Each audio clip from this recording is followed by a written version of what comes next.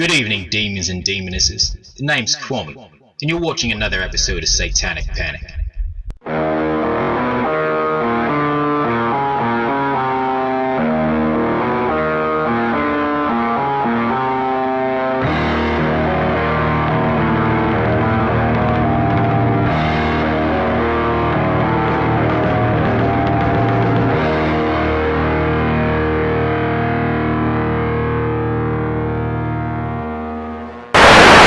Now, if you've noticed anything about me, you would know that black is one of my favorite colors. My hat's black, the flag is black, my shoes are black, my jacket is black. But you wouldn't know something else? February is known as Black History Month. And today I'd like to take the opportunity to introduce you guys to a band you probably have never heard of. This band paved the road for many black musicians in the heavy metal genre. And the band I'll be introducing you to tonight is known as Sound Barrier.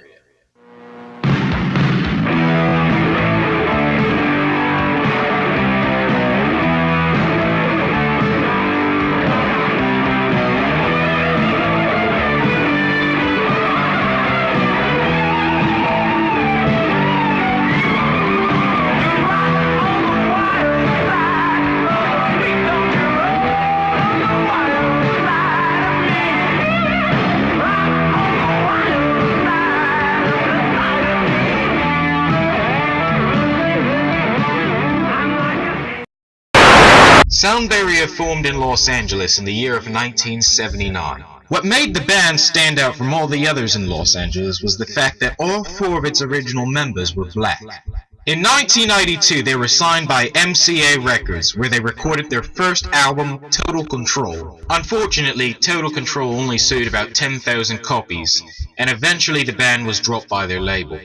In 1984, they released the EP, Born to Rock, under the Pitbull label, which is the album they're most known for today. In 1986, their bass player Stanley E. left the band to start his own project. Emil Lech became their new bass player, and in that same year they were signed to Metal Blade Records, where they recorded their album, Speed of Light. But after another unsuccessful year, the band decided to break up in 1987.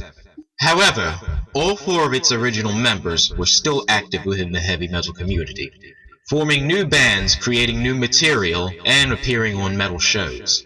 So far I was only able to find two music videos, Rock Without the Roll and Born to Rock, which both appeared on MTV back in the early 80s. Let's take a look at them.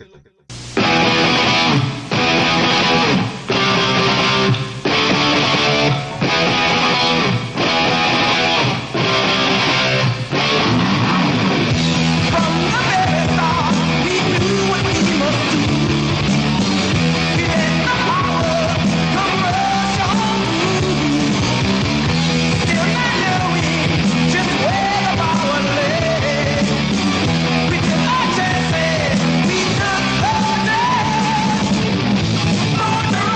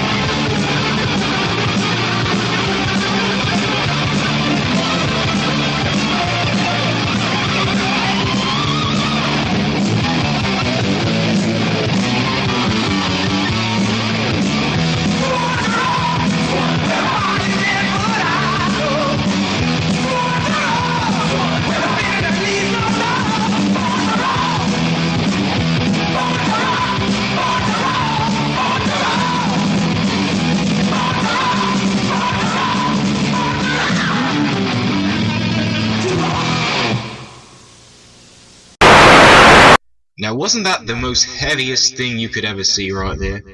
I mean, everything about that video is basically screams heavy metal in the 1980s. All of that. Now, unfortunately, I don't own any physical copies of the album. Now, if I'm able to get my hands on either a cassette or even if there was a digital CD reprint, I would definitely get that. And I would recommend everyone else to do the same. Now, the song that really caught my attention off of their Born to Rock EP was the song Born to Be Wild. It's a cover of the Steppenwolf song, or I should say, it's more like a heavy metal cover of the Steppenwolf song. Now, I'm probably going to get a lot of heat for saying this, but I personally believe that their cover is better than the original.